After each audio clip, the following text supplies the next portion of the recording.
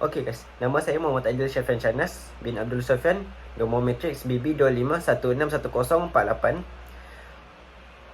Okey, untuk pengenalan pula, nombor 1.0.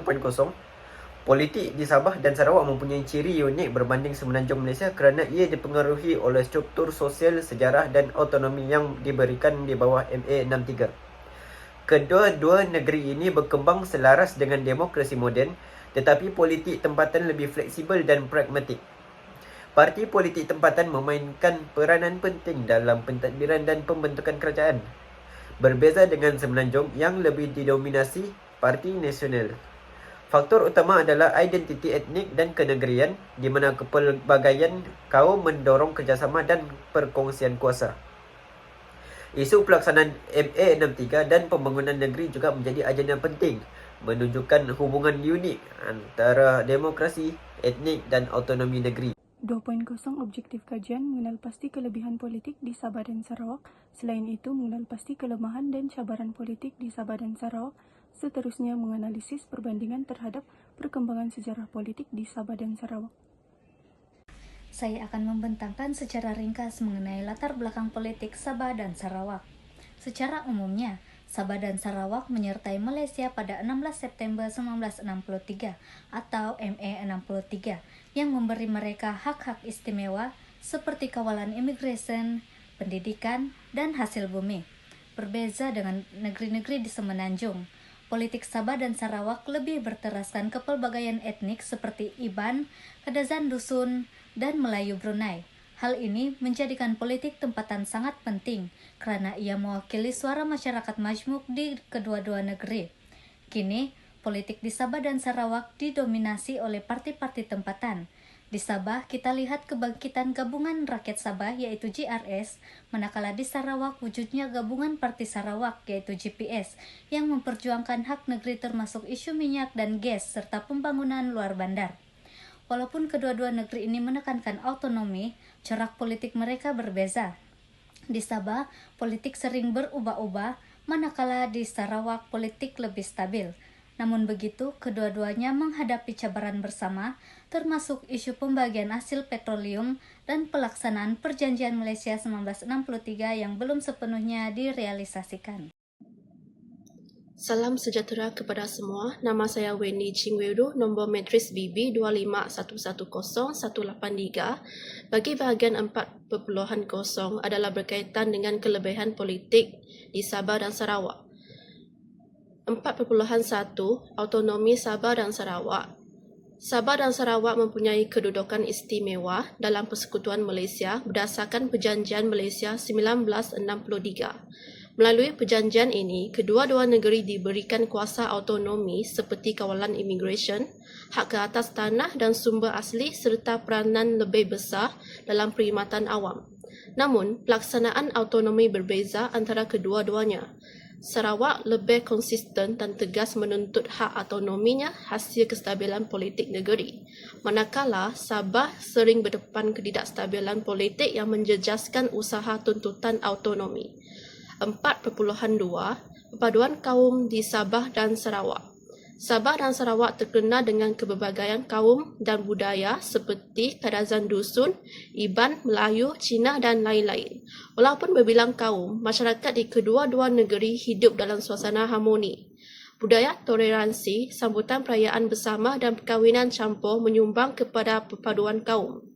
Walaupun wujud cabaran seperti jurang pembangunan dan politik perkauman, perpaduan kekal sebagai kekuatan utama dalam mengekalkan kestabilan sosial di Sabah dan Sarawak. Kelebihan yang seterusnya ialah kepimpinan tempatan. Masyarakat Sabah dan Sarawak terkenal dengan pelbagai etnik yang memerlukan pemimpin-pemimpin tempatan.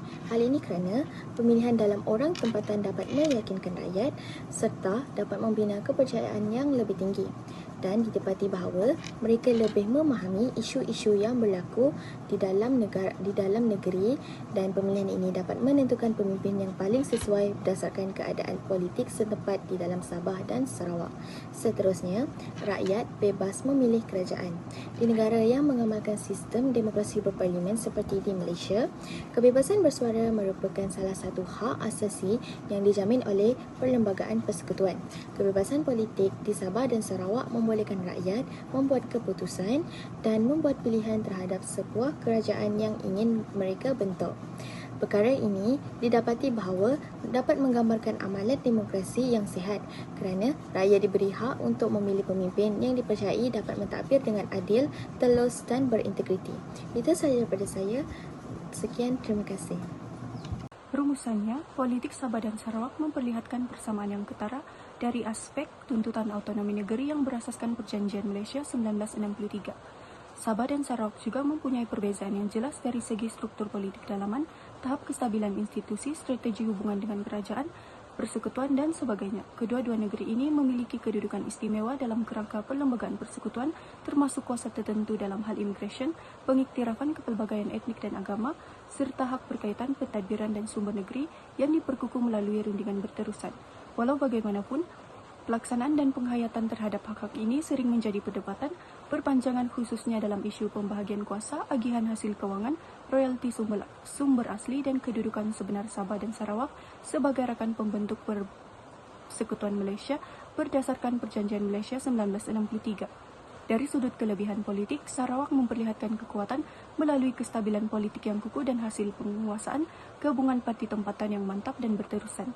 Kestabilan ini membolehkan kerajaan negeri Sarawak mengamalkan pendekatan rundingan yang lebih tersusun, strategik dan pragmatik dalam hubungannya dengan kerajaan persekutuan, terutamanya dalam memperjuangkan tuntutan berkaitan MA 63, pembangunan infrastruktur dan pengurusan sumber asli. Keadaan ini secara tidak langsung meningkatkan keupayaan Sarawak dalam mempertahankan kepentingan negeri tanpa perlu terlalu bergantung kepada campur tangan politik pusat. Bagi politik Sabah pula, Sabah dicirikan oleh tahap kepelbagaian dan persaingan politik yang tinggi. Hal ini membuka ruang kepada pelbagai suara rakyat, kepelbagaian pandangan serta tuntutan autonomi yang lebih terbuka dan lantang. Keterbukaan terhadap perubahan politik ini mencerminkan budaya politik yang lebih kompetitif dan cekap mengikut kehendak pengundi. Walau bagaimanapun, kelebihan ini turut disertai kelemahan yang ketara. Meskipun stabil, Sarawak berdepan cabaran dari segi dominasi elit politik yang berpotensi menghadkan penyertaan awam, semak dan imbang serta ketulusan pentadbiran, manakala Sabah berdepan ketidakstabilan kerajaan negeri akibat pertukaran sokongan politik, lompat parti dan pengaruh politik persekutuan yang kuat. Keadaan ini sering menjejaskan kesinambungan dasar awam, perancangan pembangunan jangka panjang serta keyakinan terhadap institusi politik negeri. Secara keseluruhan, perbandingan ini menunjukkan bahawa Sarawak lebih menekankan kestabilan politik dan rundingan institusi, manakala Sabah menonjolkan politik yang dinamik tetapi rapat. Kesimpulannya, kedua-dua negeri ini memainkan peranan penting dalam memperkukuh federalisme Malaysia, namun keberkesanan politik mereka bergantung kepada keupayaan memperkasa institusi negeri, menegakkan semangat dan prinsip MA 63 serta membina hubungan persekutuan yang lebih adil, seimbang. Saya akan menjelaskan 5.0 yaitu perbandingan antara politik di Sabah dan Sarawak. 5.1 Dinamika perubahan kuasa. Perbezaan yang jelas di antara politik Sabah dan Sarawak dapat dilihat melalui tahap kestabilan kerajaan negeri masing-masing. Di Sabah, suasana politik sering berubah-ubah dan kurang stabil kerana pertukaran kerajaan kerap berlaku, termasuk di luar tempoh pilihan raya akibat amalan lompat parti. Di Sarawak pula menunjukkan kestabilan politik yang lebih kukuh hasil kepimpinan berterusan gabungan parti tempatan iaitu Gabungan Parti Sarawak GPS. Kepimpinan yang lebih konsisten ini membolehkan Sarawak menyuarakan kepentingannya dengan lebih tersusun dan berkesan dalam rundingan dengan kerajaan persekutuan. Seterusnya 5.2 Isu migrasi dan keselamatan. Politik Sabah turut dipengaruhi secara langsung oleh isu migrasi dan keselamatan yang tidak begitu ketara di Sarawak. Kehadiran pendatang tanpa izin parti di Sabah bukan saja menimbulkan masalah sosial dan ekonomi, malah sering dijadikan isu politik dalam pembahasan tempatan. Seterusnya 5.3 Perjuangan Autonomi dan Perjanjian Malaysia 1963. Walaupun Sabah dan Sarawak mempunyai latar belakang politik yang berbeza, kedua-duanya berkongsi matlamat yang sama dalam memperjuangkan hak autonomi berdasarkan Perjanjian Malaysia 1963 atau MA 63. Seterusnya 5.4 Hubungan simbiotik dengan kerajaan persekutuan. Dalam keadaan politik negara yang tidak menentu, Sabah dan Sarawak ini memainkan peranan penting dalam penentu sokongan dalam pembentukan kerajaan persekutuan. Ketidakstabilan politik di peringkat nasional sejak 2018 telah meningkatkan kedudukan dan nilai tawar-menawar kedua-dua negeri dalam menentukan majoriti di parlimen. Keadaan ini mewujudkan hubungan saling bergantung antara kerajaan pusat dengan Sabah dan Sarawak, di mana sokongan politik dari Blok Borneo menjadi sangat penting. Oleh itu, kerajaan persekutuan dilihat lebih terbuka dan responsif terhadap tuntutan kedua-dua negeri bagi memastikan kestabilan politik dan kelangsungan pentadbiran negara. Okey, untuk kesimpulan pula 7.0, penduduk Sabah dan Sarawak mempunyai peluang luas untuk mengamalkan demokrasi melalui penglibatan aktif dalam politik dan pentadbiran negeri. Pilihan raya membolehkan rakyat memilih pemimpin yang mampu memperjuangkan kepentingan negeri dan memastikan pembangunan seimbang. Demokrasi diperkuatkan melalui peranan penting tempatan yang mendengar suara rakyat serta penglibatan masyarakat dalam isu pembentukan hak negeri. Secara keseluruhan, rakyat bukan sekadar pemerhati tetapi turut membentuk keputusan penting, membuktikan bahawa demokrasi di Sabah dan Sarawak terus berkembang dan memainkan peranan utama dalam masa depan politik dan sosial negeri.